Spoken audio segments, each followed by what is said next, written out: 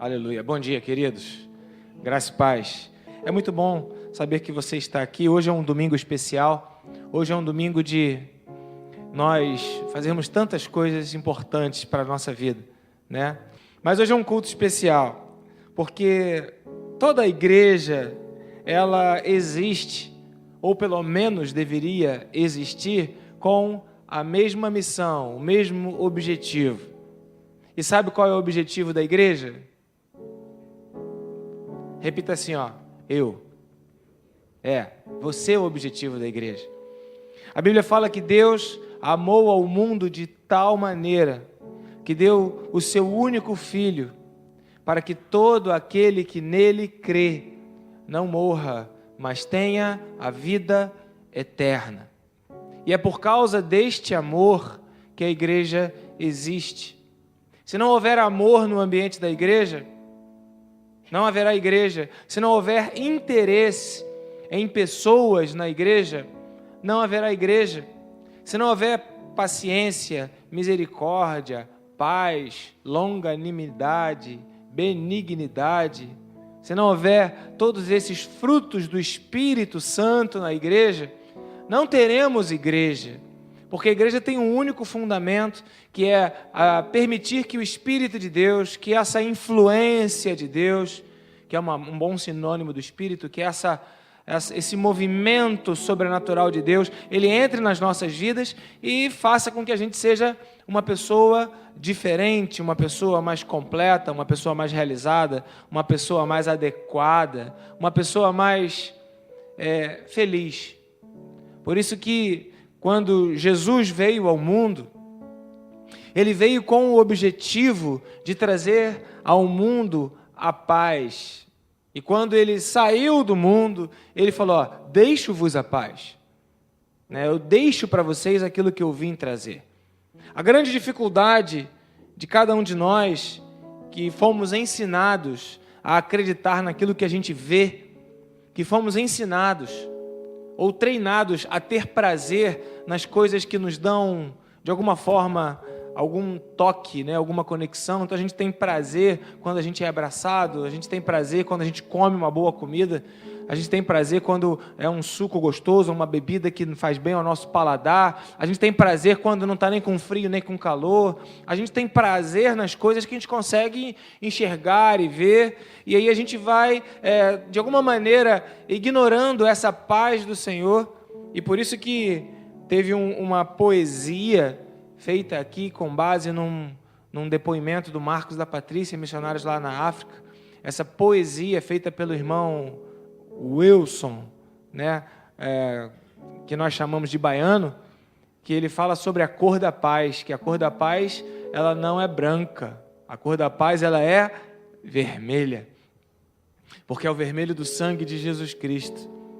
Aqui no livro de Êxodo, quando o pastor Lúcio abriu o culto, ele leu o livro de Êxodo no capítulo 14, e eu tenho o costume de olhar os textos do entorno para poder entender melhor o texto que está sendo lido. E no livro de Êxodo, capítulo 15, versículo 3, existe uma expressão que a gente pouco fala dentro da igreja de uma característica de Deus, Êxodo, capítulo 15, versículo 3, diz assim: o Senhor é guerreiro, o seu nome é Senhor. Amém, queridos? Êxodo capítulo 15, verso 3 fala que o Senhor é guerreiro. O que um guerreiro faz? Um guerreiro faz guerra. O que um guerreiro faz? Daí o adjetivo derivado do substantivo guerra, guerreiro, que é relativo às coisas da guerra. Nós aprendemos que a guerra é boa ou a guerra é má? Aprendemos que a guerra é má. E quando a gente vê na Bíblia que o Senhor é guerreiro, a gente não consegue compreender a característica de Deus. Porque nós fomos ensinados que guerra é uma coisa ruim. Guerra não é uma coisa boa. Nós queremos paz. Mas Jesus veio trazer paz. Mas não veio trazer paz como o mundo a dá. Por isso não fica chateado, atribulado, perturbado no seu coração, não se turbe o vosso coração. Existe uma vitória de uma guerra, uma vitória de um guerreiro que venceu uma guerra. Então a Bíblia nos indica que nem toda guerra ela é má, mas nós aprendemos que toda guerra é má, e se a guerra é má, tem morte, tem sangue, tem sofrimento, tem dor. A gente até costuma ouvir: que Deus é esse que permite haver guerra? Bom, a Bíblia não só diz que Deus permite haver guerra, como Ele mesmo, Ele é guerreiro. Não há outro Deus da guerra.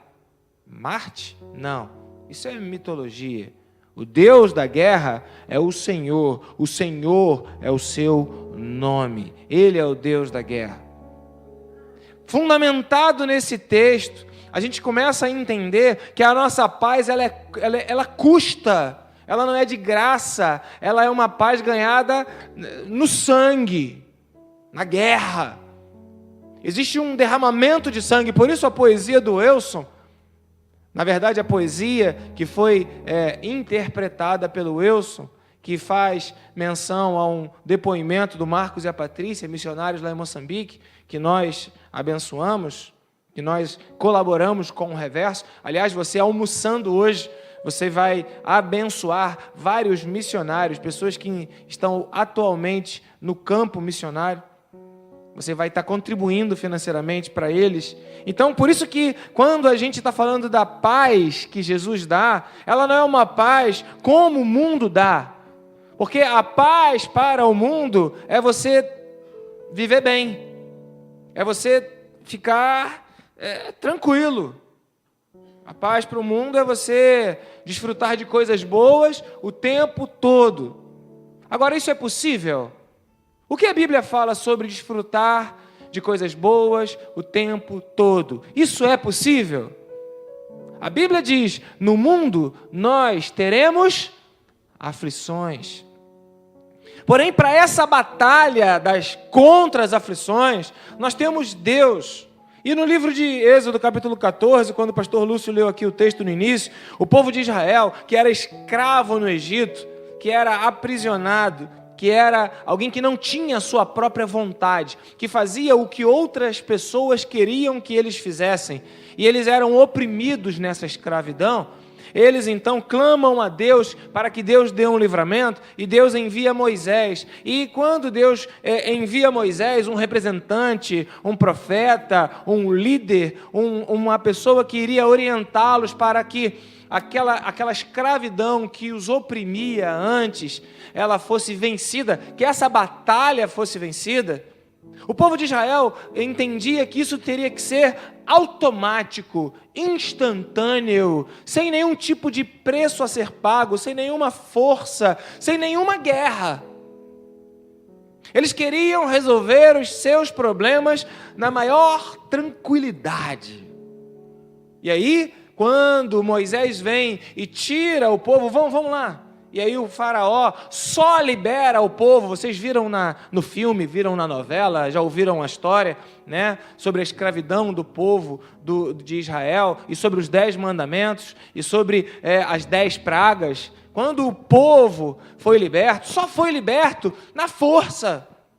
Quando o Deus guerreiro, o Deus da guerra, mostrou para faraó: você é mais fraco. Você não tem força para superar a esse povo e nem ao Deus desse povo. Você é mais fraco. E foram pragas, foram milagres, foram revelações de uma força de um Deus da guerra que mostrou que não dava para Faraó, de alguma forma, afrontar ou enfrentar o Deus da guerra. E o povo, então, de Israel, se sentindo muito confortável, porque Deus fazia tudo, ficou muito feliz. Agora, quando começa a caminhada, e o povo começa a sentir o sol do deserto, e o povo começa a suar, o povo começa a se cansar, e o povo começa agora a ser perseguido, vem o medo, vem o pavor, vem a preguiça, vem a incompreensão. de que o reino de Deus é ganho por esforço, vem a incompreensão de que a gente precisa se movimentar, de que a gente precisa fazer alguma coisa, de que a gente tem que cuidar da nossa própria vida, né? Vem essa incompreensão e aí vem uma crise e ele fala: Moisés, o que você fez com a gente, Moisés? Você quer matar a gente de verdade? Era melhor ficar lá no Egito. Lá a gente era escravo. Mas a gente era escravo e tinha comida, tinha paz. A gente era escravo, mas a gente não se aborrecia. A gente era escravo, mas a gente não suava, a gente descansava. Aliás, quando eu fiz faculdade de História, os meus professores de História me informaram, e eu fiquei arrasado com isso, que a comida do povo escravo, que era fundamentada na dieta dos egípcios, era churrasco e cerveja. Isso é historicamente comprovado, né? Caso você não saiba, você pode estudar nos livros. Não a nossa cerveja e não o nosso churrasco, mas era o que eles comiam. Era o suco da cevada. Era a bebida que vinha da terra. Aquilo alimentava, aquilo ajudava na dieta. E comida, se matava carne e se comia. E então o povo que tinha esses benefícios não queria ir para a batalha, queria tudo pronto. E quando chegou no meio do caminho, ele ficou arrasado e disse para o líder, ou disse para o próprio Deus: nós não queremos guerra. Se é para nos dar a vitória, faz tudo. Não queremos fazer nada. Eu prefiro ficar lá no Egito, numa vida desgraçada, numa vida infeliz, numa vida infernal, mas sem ser atordoado de ter que ficar sofrendo ou fazendo alguma coisa. E a gente começa a ver que Moisés fala: não tenham medo, fiquem firmes, Deus vai ajudar, mas o povo entra nessa crise mais de uma vez. Essa crise aqui foi quando eles se depararam com um desafio que parecia impossível ser vencido e eles ficaram com medo, apavorados, suados, irritados e queriam voltar. Isso vai se comprovar quando lá para frente o povo fala: eu preferia comer cebola. E o povo de Israel, como nós brasileiros, o povo lá de 4.000 anos atrás aproximadamente, né, eles adoravam cebolas e queriam voltar para o Egito porque lá tinha cebola, lá não tinha greve de caminhoneiro. E a gente vai vendo que o que nós queremos é um Deus que atenda à nossa necessidade para a gente não fazer nada. Salvo raras exceções, a gente quer trabalhar para se aposentar, para não fazer nada. Dentro de umas pesquisas que foram feitas, o povo do Japão quer trabalhar até os 80 anos e o povo do Brasil quer trabalhar até os 45, 50. Vê se passou a reforma da Previdência. Passou não, porque a gente quer parar cedo. Nós queremos parar cedo. Parece que a gente já nasce com a vontade. Quando é que eu paro? E Deus se apresenta como um Deus da guerra. Agora eu te pergunto: guerreiro é cheiroso? Jesus Cristo. Ontem eu estava comendo pasta de grão de bico. E aí no pão árabe, a gente ama isso lá em casa, pelo menos eu e Drica amamos. Aí eu passei para a Giovana, come um pouquinho aqui de pasta de grão de bico com pão árabe. Ela falou: pai, isso tem gosto de tatame. Gosto de tatame. Aí eu lembrei do jiu-jitsu que tinha aqui na igreja e lembrei do cheiro do kimono do Mateus. Irmãos, guerreiro é cheiroso. Mas o Senhor é guerreiro. Você aguenta ficar do lado de gente fedorenta? Aguenta ficar do lado de gente fedorenta? Ficar do lado de gente fedorenta é agradável? Mas o Senhor é guerreiro. E a gente começa a ver que dentro da nossa imaginação santa, de um evangelho, de uma paz, que alguém faz tudo para a gente não faz nada, a gente está bem equivocado no que é a vida com Deus. Bem equivocado. Guerreiro é educado? Eu tenho alguns guerreiros aqui na igreja. Jorge Gonçalves é um guerreiro. Felipe Martins é um guerreiro. Alberto é um guerreiro. Um guerreiro é educado? Pastor Ângelo é um guerreiro.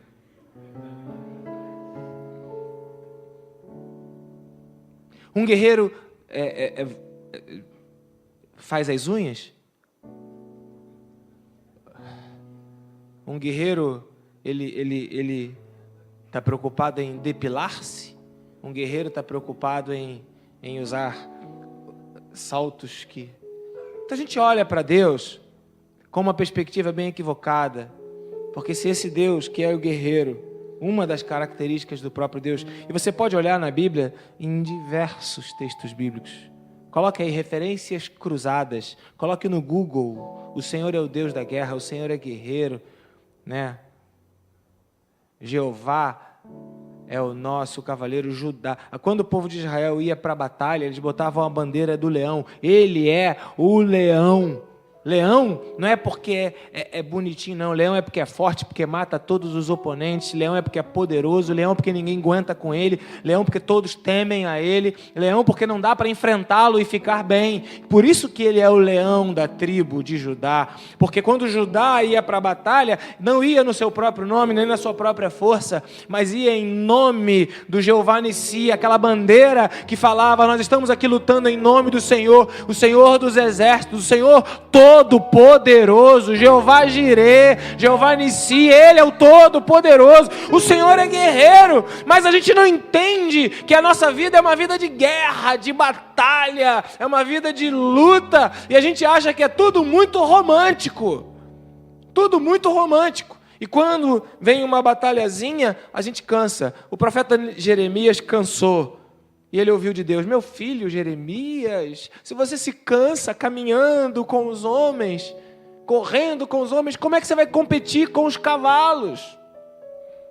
Existe uma batalha, uma luta a ser vencida. O povo de Israel queria desistir dessa luta quando eles foram abençoados e Deus abriu o mar vermelho e ele passou pelo meio do mar. Depois eles sentiram fome e eles falaram, queremos voltar para o Egito. E aí vieram as codornizes, aí daqui a pouco eles falaram, queremos conhecer a Deus, porque Moisés estava demorando lá no cume do monte, faz um Deus aí para a gente. Aí fizeram um bezerro de ouro. Então, é como se o tempo inteiro, o que o povo quisesse, ou o que nós queremos, é uma paz, é falta de aborrecimento, é resolver tudo. Mas a Bíblia diz que aqui não é o nosso lugar de descanso. A Bíblia diz que a gente não vai encontrar as respostas que a gente quer nesse mundo, nesse tempo. E aí agora se apresenta uma nova igreja, uma igreja que se esquece que nós estamos vivendo um tempo de batalha, um tempo de guerra, um tempo de luta, um tempo de entender que o Senhor é o guerreiro, e agora uma igreja que diz, vem para cá, me dá o teu dinheiro que você vai vencer. Vem para cá, fica do lado de Deus que a tua vida vai dar tudo certo. Isso é mentira. Isso é mentira, é inverdade. Não é isso que é a vida com Deus. A vida com Deus é uma vida de luta. Ah, mas é uma vida de vitória, não tenha dúvida. Mas não como o mundo a dá. Não se turbe o vosso coração. Mas enquanto nós entendermos Deus como alguém que vai lutar para que a gente não faça nada, enquanto nós entendermos Deus como um Senhor, servo, porque, e aí eu começo agora a já preparar para o batismo, abra em Romanos capítulo 10, no versículo 9, sabe, queridos, é basicamente... O que eu estou falando aqui é sobre a Bíblia.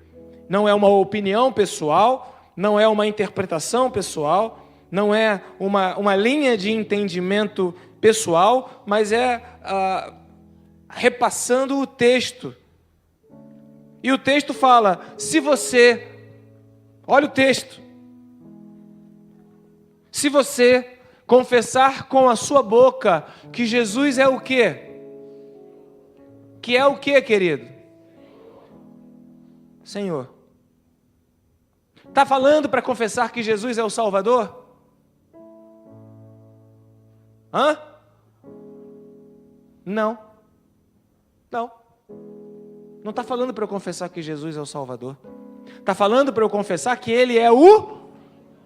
E a consequência de quando Jesus se torna o Senhor da minha vida é que eu serei salvo.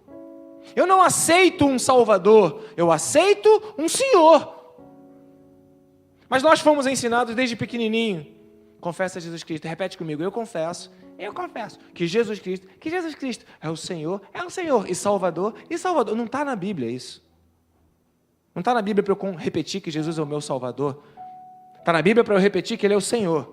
E a salvação é uma consequência do ato do senhorio de Cristo na minha vida. Sabe por quê? Porque se eu imaginar aqui agora que eu estou numa batalha, que eu estou numa luta, e eu estou lutando com a minha própria força, eu não serei salvo, eu vou morrer. Mas se eu chamo, Senhor, vem, luta por mim, Senhor. Aí o Senhor vai, luta por mim. Aí, então, a consequência de eu chamar o Senhor é que Ele vai vencer a luta e eu serei salvo. Eu não estou chamando um Salvador, eu estou chamando um Senhor. E a consequência desse Senhor na minha vida é que eu serei salvo. Portanto, não há salvação barata, não há salvação instantânea, não há salvação sem guerra, sem luta, sem preço. É o que a ceia fala, é o que a ceia lembra.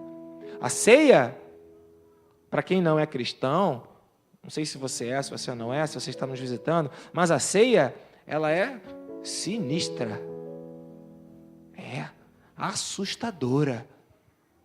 As pessoas lembram de uma carne moída, não aquela que você compra no Hortifruti Patinho, não aquela que você compra no Guanabara na quinta-feira, que é o dia da carne, mas aquela carne que foi moída, destruída, que coisa pesada. A ceia é eu lembrar de gente que morreu. Não, isso não é uma coisa legal de lembrar. Ceia é lembrar de sangue derramado, é lembrar de um sangue que correu. Você já viu alguém morto com sangue assim vazando? É horrível, é uma cena horrorosa. Ninguém quer ver isso. E a ceia é para a gente se lembrar disso. Isso não é bonito. Isso não é agradável. Até certo ponto é assustador. Então a vida com Deus não é uma vida de paz como o mundo dá. A ceia não é um ritual bonitinho, é uma coisa pesada.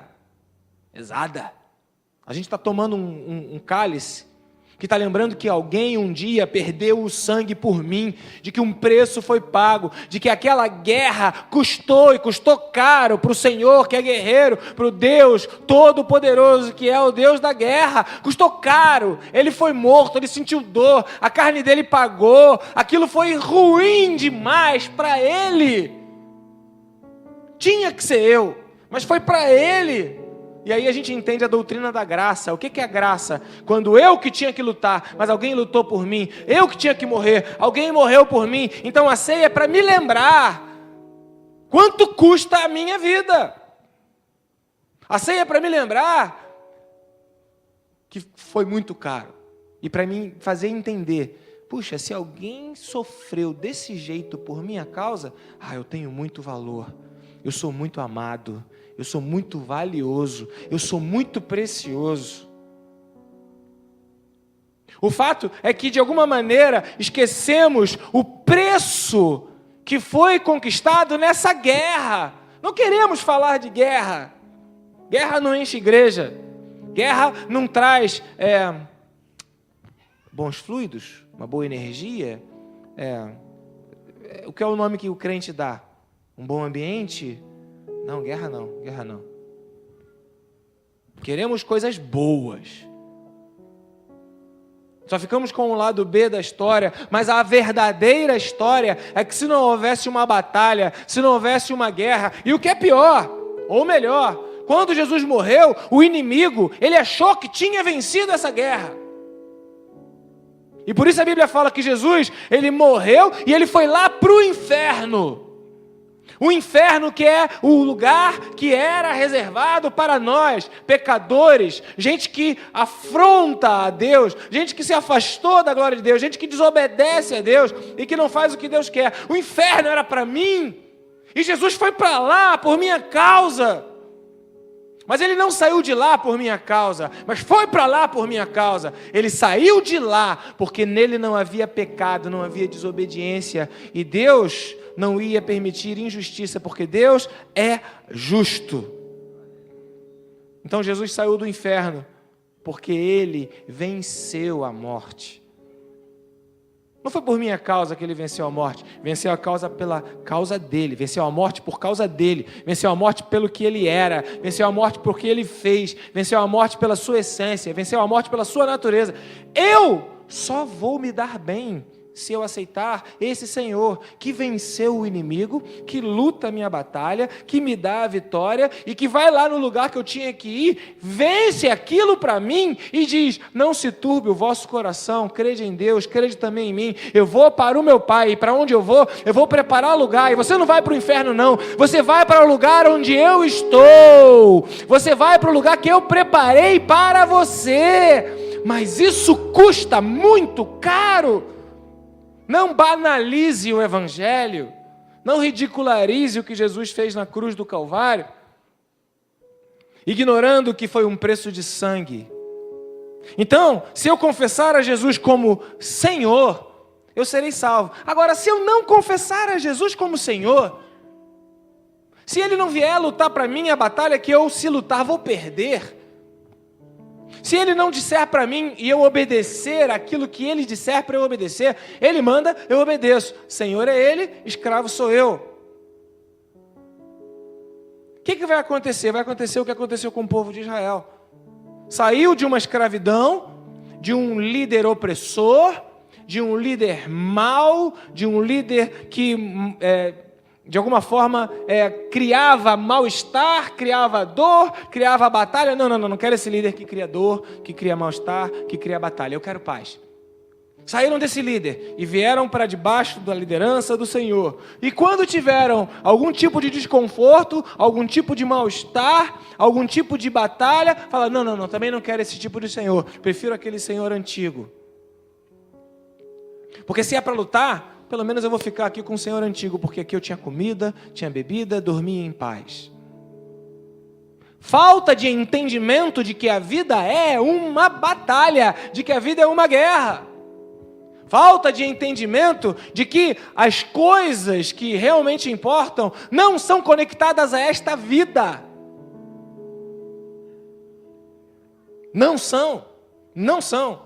Então, o batismo, que é representado por essa passagem pelo meio do mar, descrita aqui no livro de Êxodo, capítulo 14, essa passagem pelo meio das águas, ou a passagem pelas águas, ou o símbolo de passar pelas águas, significa um limite que eu dou para o meu passado. Eu vou para o outro lado, eu não estou mais debaixo daquele Senhor que me escravizava, eu vou adiante. Mas, se eu vou adiante, eu não vou ficar querendo voltar para trás. Porque se eu quiser voltar para trás, eu estou dizendo para o Senhor que eu estou agora: não, olha só, na verdade eu não quero nem aquele Senhor, nem quero esse, porque eu quero mesmo é viver em paz. Agora, eu quero te informar uma coisa. É natural que a gente queira viver em paz, porque nós fomos criados para isso. Você foi criado para viver eternamente em paz. Antes do pecado, que custa sangue, que custa preço da carne de alguém ter entrado no mundo, antes do pecado ter destruído a sua vida, a minha, nós vivíamos em paz. E o homem era feliz junto com a sua esposa e junto com toda a criação. Mas quando o pecado entrou, o pecado roubou essa paz e ofereceu agora um novo modelo de paz. Então, o que cada um de nós quer é o céu. O que cada um de nós sonha é o céu. E aí o mundo, Satanás, o inimigo, a sociedade, a cultura, seja lá o nome que você quiser dar, fala para você: não, eu te ofereço uma paz. A paz do prazer sexual, a paz do prazer financeiro, a paz do prazer de você não sentir dor, a paz do prazer de você usar esse ingrediente aqui e aquilo vai te deixar feliz, aliviado. O mundo então oferece, sugestiona, te apresenta uma paz. E tem uma opção diferente, que é a opção de Deus. Que é a opção de Deus diz para você, não, olha só. Aquilo ali não dá resultado, aquilo é mentira, aquilo é engano. Eu quero a paz do Senhor. A paz do Senhor que tem um preço de sangue. A paz do Senhor que fica longe daquela paz que o mundo me dá. Deixo-vos a paz. João capítulo 14. Deixo-vos a paz, a minha paz vos dou, não vou lá dou como o mundo a dá. Tem uma batalha, uma guerra que foi vencida para você ter a paz. Então a vida com Deus não é uma vida sem trabalho, é uma vida de guerra. Mas é uma vida que vai te levar para a paz eterna, a presença de Deus por toda a eternidade. Mas nem todo mundo quer isso. Porque cansa, desanima no meio do caminho, e quer viver a vida aqui mesmo, porque não acredita na eternidade. E a falta de visão da eternidade, a falta de visão do céu, nos faz entender a vida aqui e agora. A falta da perspectiva da eternidade nos faz ignorar o preço do sangue. A falta da perspectiva do céu nos faz ignorar que a nossa vida passa. Nós vamos morrer. Mas depois que esse corpo mortal for consumido, e aí o que era pó voltará a pó, o espírito voltará para Deus que o deu. E aí haverá um trono branco de um grande julgamento. E aí você aparecerá diante desse trono, e Deus vai olhar para você e vai falar assim, não dá para você entrar aqui no meu reino, está cheio de pecado, está cheio de coisa errada, você está cheio de coisa... Aí Jesus se levanta do lado, à direita, e intercede, se coloca entre você, e Deus fala, Pai, mas eu morri pela vida dele, deixa ele entrar, então vinde benditos para o gozo do teu Senhor. Mas essa salvação é só para aquele que confessa com a boca que Jesus é o... E como é que eu confesso que Jesus é o Senhor? Eu não confesso com o coração. Com o coração eu creio. Eu não confesso com os pensamentos, com a imaginação. Isso é o lugar da fé. A confissão é através de atos concretos, é através da boca, é através das obras. Eu só confesso que Jesus é o Senhor quando eu faço aquilo que o meu Senhor quer que eu faça. A batalha do povo de Israel é que eles começaram a desconfiar que o que Moisés estava falando em nome do Senhor não era a melhor coisa a ser feita. Não era a melhor coisa a ser feita.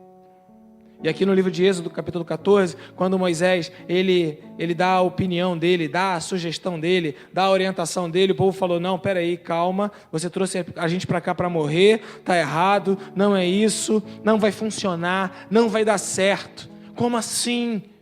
Ir para a igreja domingo, não quero, eu quero dormir, eu estou cansado, eu trabalho. Como assim? Entregar o dízimo eu não posso, eu tenho contas, eu tenho responsabilidades, eu tenho compromissos. Como assim? Ler a palavra eu não entendo, eu não tenho paciência, eu não sei, é uma linguagem difícil, é um livro esquisito, eu sou muito inquieto, eu tenho TDAH. Não aguento, não consigo. E aí você começa a dizer para você mesmo que você não pode, que você não consegue, porque na verdade, então acordar para vir para a igreja custa, sair de casa custa, trabalhar custa, ler custa. Estava todo feliz porque eu consegui ler um livro, terminei o livro ontem. E aí vem o Lúcio e me dá de presente uma enciclopédia, um troço desse tamanho assim. Eu olhei aquilo e falei, Deus, eu não sei se eu gosto ou se eu fico apavorado. É a Bíblia, pastor, é bonita. Eu falo, eu sei, mas eu vou ter que ler. E aí você tem aquele troço, 3.000 páginas. Você olha para aquilo e fala, meu pai, Eli, lama sabachthani. Eu não quero ler, eu não quero estudar.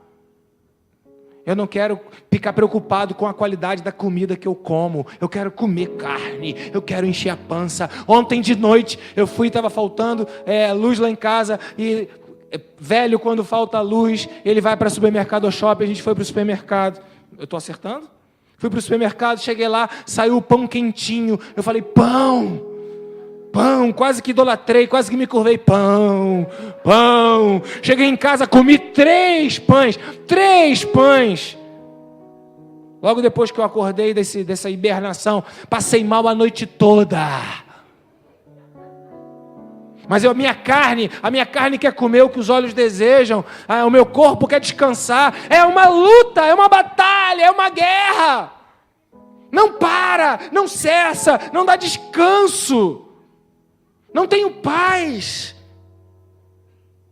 Mas que paz é a paz que eu quero? Que paz é a paz que eu quero?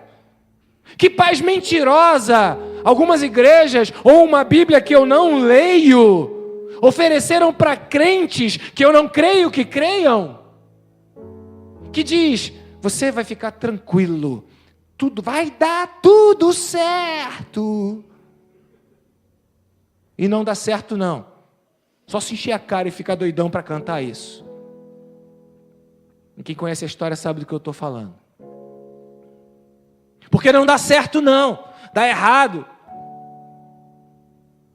Dá errado, a gente tem problemas. Essa semana eu estava conversando com um homem de Deus e ele teve problema com a filha, depois ele saiu, bateu com o carro e depois misericórdia. Só problema. É uma guerra para tirar você do propósito, uma guerra para tirar você do destino. E o povo de Israel estava indo para a terra prometida, Canaã, que simboliza o céu, que simboliza a vida eterna, que simboliza o descanso. Mas enquanto não chegamos no descanso, não dá para descansar. Sabe por quê? Porque existe um inimigo que luta contra a sua vida. Mas diga assim, graças a Deus, porque os anjos do Senhor estão do meu lado e lutam para mim a minha guerra. Os anjos do Senhor estão à minha direita, à minha esquerda, à minha frente e por trás. Os anjos, o Senhor me cerca por detrás e por diante. Tal conhecimento é maravilhoso demais para mim.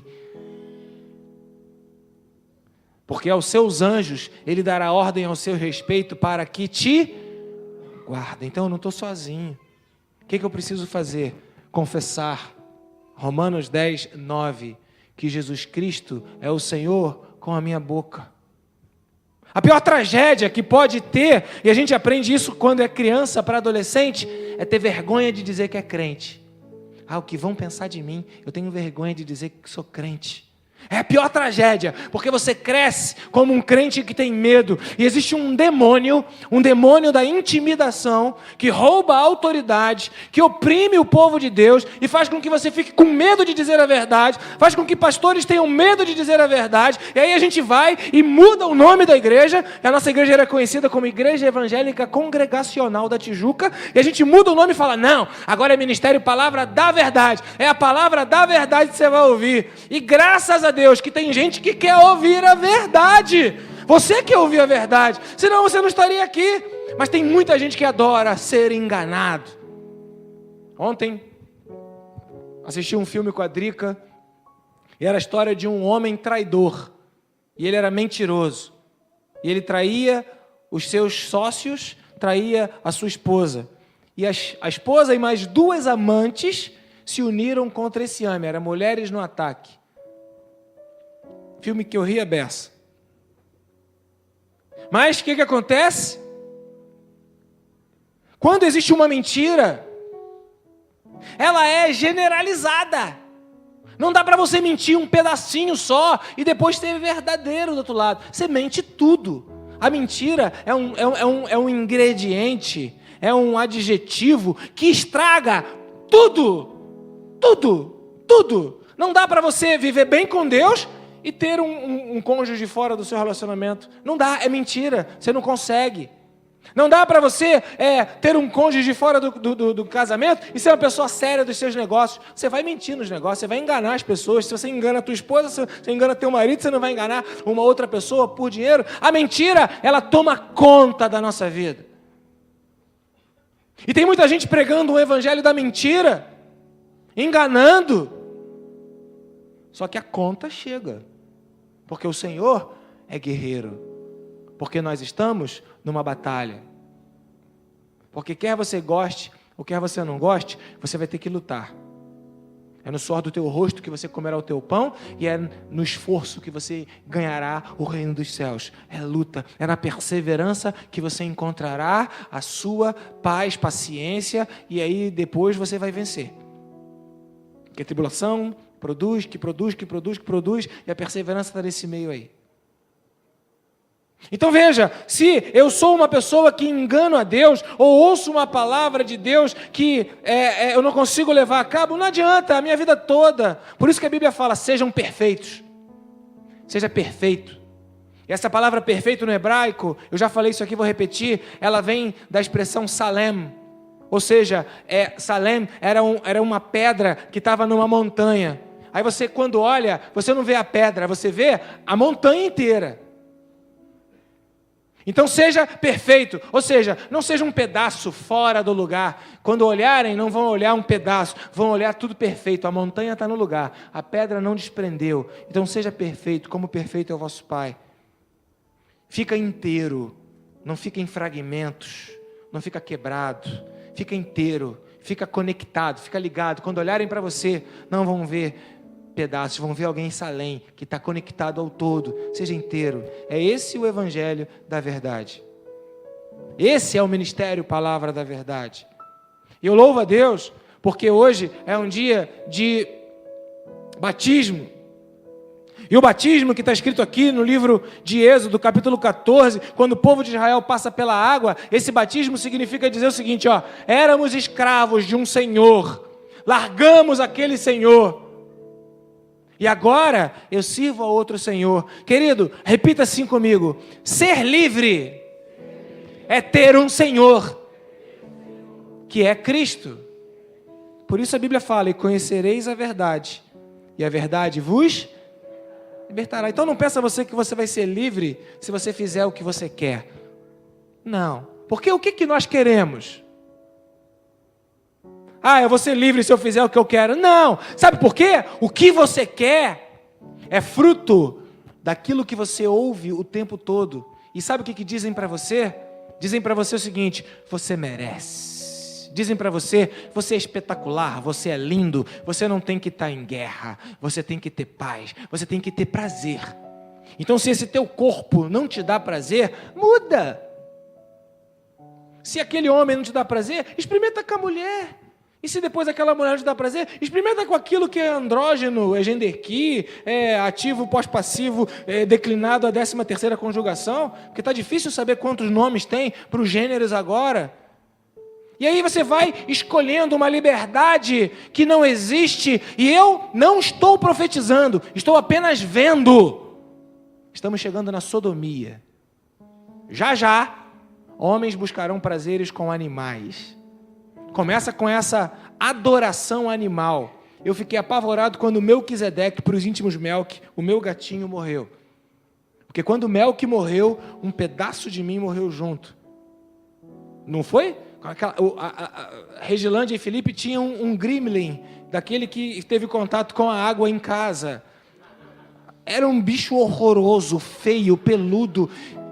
E eles choraram de sentir a dor que eles sentiram. Só sabe quem teve. Começa assim, porque nos ensinaram que a gente tem que... Não, a adoração a animais é um absurdo. Na Índia as pessoas morrem de fome e adoram a vaca. Que horror! E o que a gente faz com o nosso cachorrinho? O que a gente faz com o nosso bichinho quando vai lá para o veterinário e gasta uma grana que não tem? Mas o que eu vou fazer? Eu não vou gastar o dinheiro, eu vou deixar o bicho. Então há um apego emocional, há um apego afetivo. Mas há um apego afetivo saudável para quem é crente em Jesus Cristo, amém? Mas quem não é crente em Jesus Cristo já está sofrendo, está lá, largado, aí já experimentou sexo com todos os seres vivos humanos, aí tem aquele apego por aquele animal. Pensa comigo se a sodomia não é viável. Não que não seja nojenta, asquerosa, demoníaca. Porém, é viável. porque o mundo prepara isso. Então o que nós queremos? Ser livre não é fazer o que nós queremos, porque o mundo, a cultura, a sociedade vão ditando para a gente o que a gente tem que querer. E a gente quer coisas erradas. O apóstolo Paulo diz isso: o bem que eu quero eu não faço, mas o mal que eu não quero eu vou e faço. A gente só quer bobagem. Então ser livre não é fazer o que você quer. Ser livre é ter um Senhor que diga o que você pode fazer. E aí eu faço o que o meu Senhor diz que eu posso fazer. E quando eu faço o que o meu Senhor diz que eu posso fazer, a batalha será vencida por mim? Não, será vencida pelo meu Senhor. O Senhor é Deus dos exércitos. Tem um corinho antigo que fala: no poder do Senhor tomaremos a terra. A batalha pertence ao Senhor. Contra nós, nenhum mal poderá prosperar. Porque se eu olho e vejo Satanás, e daí? A batalha não é minha, a batalha pertence ao Senhor. Que Ele veja. Se eu ando no mundo e tem um maligno que me cerca, e daí? A batalha pertence ao Senhor. O que eu tenho que fazer é confessar com a minha boca que Jesus é o Senhor. E a consequência disso é que eu serei salvo. Mas não tem salvação se não houver confissão. Se não explicam isso nas igrejas, se não discipulam para você no vídeo do YouTube que você assiste, nos pastores da televisão que você ouve, se não te ensinam isso, queridos, queridas, estão te enganando. Estão vendendo um evangelho barato, uma graça barata, uma liberalidade, uma libertinagem. Não é a graça do Senhor, porque a salvação é se você confessar que Jesus é o Senhor. E a consequência é que Ele, o Senhor, vai lutar a tua batalha. Aí você vai ser salvo. E quando enfim chegar o dia da vitória do meu rei, quando enfim chegar esse dia, eu por sua imensa graça, porque Ele lutou por mim, eu lá estarei com Ele.